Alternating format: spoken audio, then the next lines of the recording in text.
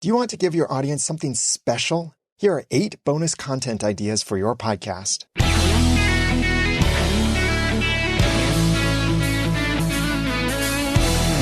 Thank you for joining me for the Audacity 2 podcast. I'm Daniel J. Lewis. Bonus content can be a really fun way to engage and reward your loyal podcast audience, either publicly through an opt-in or exclusively in a premium subscription. So here are 8 things you could try making for your audience, both to promote your show as well as reward the audience that you already have. Follow along in the notes, a simple tap or swipe away inside of your app, or go to the audacity2podcast.com/bonus ideas. Number 1, bloopers. We all mess up. Sometimes our mess ups can be hilarious. Instead of only cutting out your mistakes and putting forth your most perfect self, consider setting them aside for a blooper reel with some good editing and even a little fun music to give it some extra flavor. Simple mistakes can become hilarious outtakes that your audience will want to hear, even if you host a serious kind of podcast. Now, how you edit these bloopers can make them funny or boring. And I won't get into detail about exactly how to edit bloopers in this episode, but I generally suggest tighter edits. And you can look at blooper reels from movies and shows for some ideas on how they edit their bloopers together. Like, how tight do they make it? How much of the mistake do they include? How much laughter do they include? These are the kinds of things that you need to think about in order to edit your bloopers effectively so they're actually funny and keep being funny without people getting bored listening to your bloopers. Number 2, behind the scenes. When you've developed a good relationship with your audience, they sometimes want to see how you make the magic. Your behind-the-scenes content could be an unedited video version of your podcast recording session, live-streamed or recorded. Or you could show your audience your process as if they were in the room asking you, hey, how do you make that podcast? Could you show that to me? Like with bloopers, good editing can make this kind of content far more engaging. For example, if you have to go to a store to buy something for your podcast, record that whole trip and some commentary along the way while you're doing your shopping and getting that thing, but don't publish that unedited full recording. Edit it down to only the interesting bits, and that can be really engaging for your audience. Number 3, sneak peeks. Sneak peeks come before the content you'll be publishing. In a way, kind of like a trailer, and currently with our episode formats that we have, you could consider marking it as a trailer format, but it's not really a trailer, but right now, that's all that we have if something is leading into an upcoming episode. Even though it's not a trailer, it is a way to build anticipation for what's coming or leading into what's coming. You could make behind-the-scenes sneak peeks or simply tell your audience a little of what's coming. For example, a podcast about personal finances might offer a sneak peek like this. The next episode might change your life. I talked to Jane Smith and she told me about a free money-saving app she uses. And when I tried it myself, I was blown away by how easy it was and how effectively it helps me save money. Just in the few days I've been trying it, I've already saved $100. I would have never thought of this before. So make sure you listen to the next episode and tell me what kinds of results you get from trying Jane's method. Now, see, I'm not actually sharing the episode if this was my podcast from this example, but I'm telling you what's coming. And not just telling you what's coming as in this is a feature, but telling you the benefit, telling you the transformation it made for me and that I think it might make for you. That's a little sneak peek of what's coming. And yes, you could say that same kind of thing inside of the episode, but people are right about to get that inside of the episode anyway. What if you said that before the episode is published? This might work only when you have longer lead times before your episode publishes, whether that's a few days or weeks or months even before that episode comes out.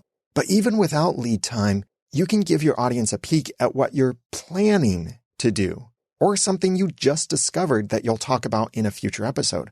Like you might say, hey, I just stumbled across this technique and wow, this is so cool. I can't do an episode about this yet, but I'm definitely going to do an episode about this in the future because this is so radical. It's changed my workflow completely. You are going to love this. So give me some time to work out how to try this, how to tell you about it, and some different things that it can do, and I think you're going to love it. See, that is a sneak peek of what's to come, even though you haven't actually prepared any of that content yet. You just know you want to, or you're planning to. Number 4, extended editions. Remember The Lord of the Rings in its extended edition, and then its director's cut, and then its extended director's cut, and then the extended uncut director's extended cut? Fans bought these. And there are plenty of advocates who will insist with their dying breath that everyone should watch only the extended editions. You could do the same thing with your bonus content for your podcast. While you might edit something down to make your podcast episodes flow better, some of what you edited out might still be valuable content, just maybe not a good fit for the published episode. And I do recommend that you take that approach to your episodes when you're having an interview or a conversation, is you think about, does this content that we just got into really belong in this episode? Maybe it doesn't. You could cut that out of the episode that you publish, but then save that for some bonus content. Or you could save specific parts of the content for the extended editions or bonus content, like something you know you want to cover, questions you want to ask, stories you want to tell, and you can tease that in your regular episode, and then you release it as a bonus at some point. That Story Show and the Babylon Bee podcast do this really well, saving some bonus stories or bonus conversations for the extended editions that are available only to premium subscribers. And sometimes they say, or give you a little preview of, you're going to hear the answers to this, or this is what we talked about in the extended version of this podcast. That is really compelling, and it can entice people to subscribe, to become a paying subscriber, that is, to get those extended editions, that kind of bonus content. Number 5, audience engagement. Interacting with your audience can be one of the most fun parts of podcasting. I don't suggest locking all your interactions behind a paywall where only people who join ever get to talk to you or hear from you except what you say in the podcast, but you could consider producing some of it into something your broader audience could enjoy. That kind of recorded interaction of some sort. For example, you could do question and answer or some kind of ask me anything where they are asking you a question that you answer. That's bonus content. That could be for the public or behind a paywall of some sort. It could be chats with your audience members, very casual on the phone, on any kind of online platform. It could be reading and responding to feedback. Like for my Once Upon a Time podcast, we would get all of these theories and ideas and observations, and we couldn't fit them all in a single episode. And sometimes they just weren't relevant to what we were discussing inside of that specific episode. But we could have, and we did sometimes do this, make a feedback episode that was a sort of bonus for the show.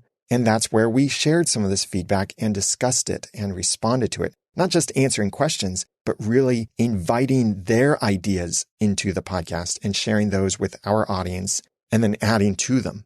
You could also try suggestions from your audience. Depending on the format of your show, these different ideas could work for you, or it could be something that you could try. Similar to how reading reviews of your podcast helps you get more reviews, and I hope you're using mypodcastreviews.com to collect all of those reviews automatically to make it easy for you to read those in your podcast. And similar to that, sharing audience engagement with your audience will further engage your audience. Plus, this helps turn those featured audience members whose interactions you're featuring inside of your podcast or content that they've offered or suggested or questions they've asked, it turns those audience members into super fans, more loyal, more engaged, and also more likely to help you grow the podcast, because if you were mentioned on the podcast you absolutely love and something you sent in was featured, wouldn't you want to tell other people about it?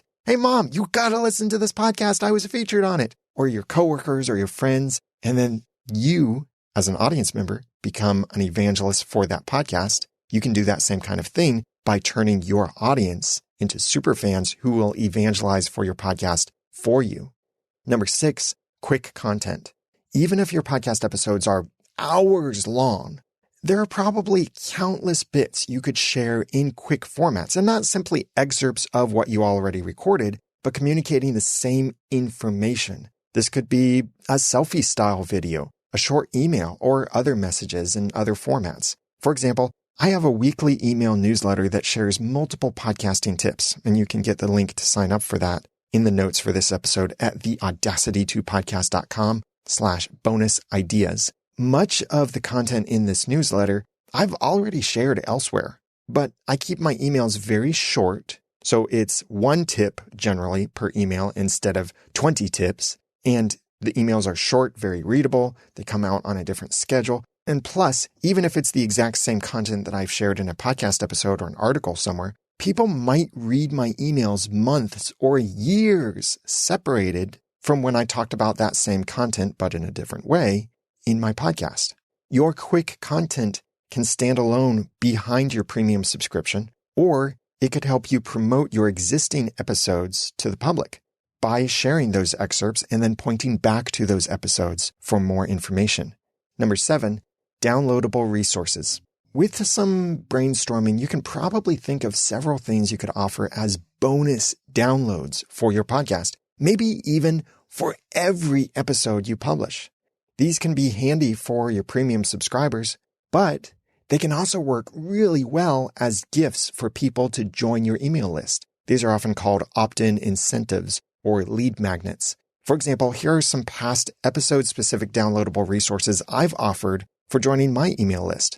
Again, if you're interested in joining my email list, I've got the link in the notes for this episode, as well as the links to all of these following examples that I'll mention. In my episode using text expansion for podcasting, I offered a bunch of text expander snippets to download that you could use. In my episode about everything to do before you record each episode, I offered a printable pre-flight checklist, and that actually was so popular that I turned that into the main thing that I offer when people visit my site and they've never been on my site before. They consume a couple pieces of content, then they might move somewhere and it triggers this little thing that pops up and says, hey, before you go, would you like this free checklist? And that's been huge for growing my list. In my episode about how to make podcast cover art, I offered a resource toolbox in a PDF. And in my episode about speeding up your website, I offered bonus tips and tools in a PDF.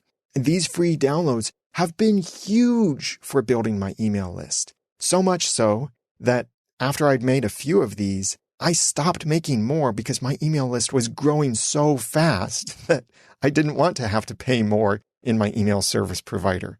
Look at your own podcast and try brainstorming some ideas that you could try.